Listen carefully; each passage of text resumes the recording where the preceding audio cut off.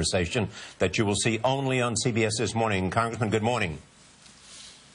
Charlie, good morning. You just heard the Secretary of State say that this is good because it expands a time that Iran will have the capacity to make a nuclear weapon. There is more inspection, and there's some restrictions on enrichment, and that's enriched to 20% will have to be changed. Why isn't that a good deal to freeze things and delay?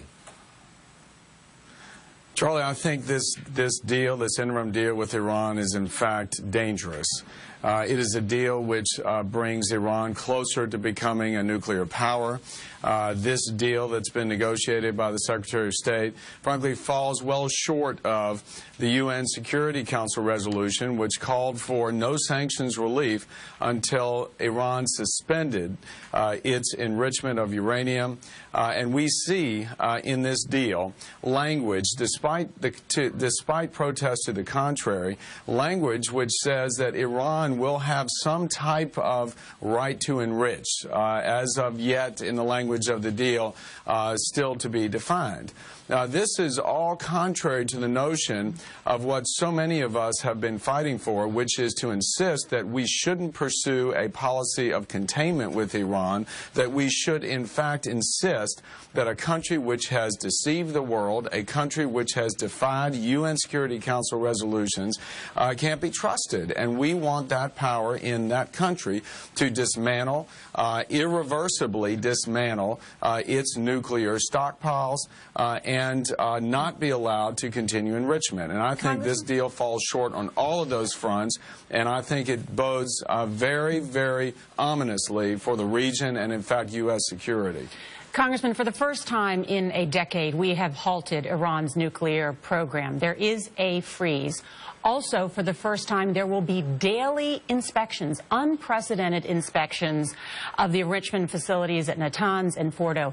Can you say that that is positive, that development? Well, first of all, since when do we trust Iran? Iran has demonstrated again and again it cannot be trusted. I believe that the attitude should be mistrust and verify. And what this agreement does is it just allows Iran to continue with all that it has in terms of centrifuges. It doesn't require any dismantling.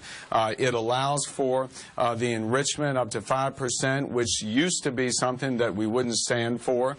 Iran could once again turn around tomorrow and throw away this. And the problem is, what we've done is we've given up on...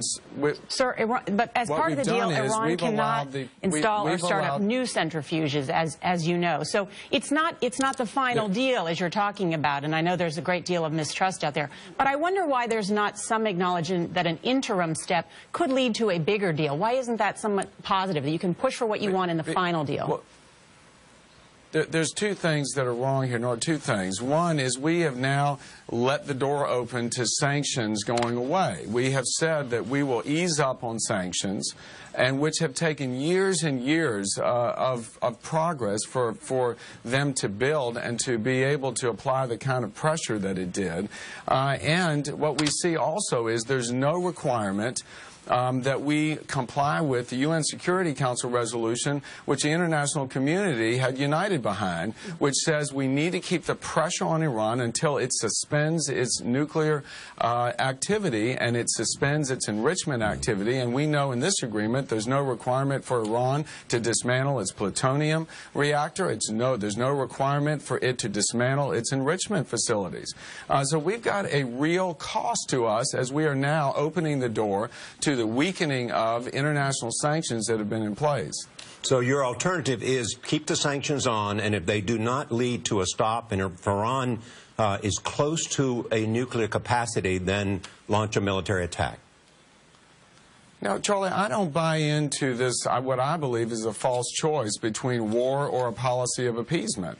I just don't. I think that we could, with our influence diplomatically, economically, could continue to build the pressure so we can protect our interests and our allies' interests. All we have to do is listen to our allies who are most proximate to the threat in the region, Israel, the Gulf Arab allies that we have, who have been saying all along that any kind of deal with this regime in Iran is not worth the paper it's written on, that it's very, very dangerous for us to allow Iran to now have the ability to claim it has a right to enrich, which is contrary to all the UN Security Council activities of late, and which we know, thank you, I think in Congress have spoken out and said it's unacceptable. Majority Leader Eric Cantor, good to see you. Thank you for joining us.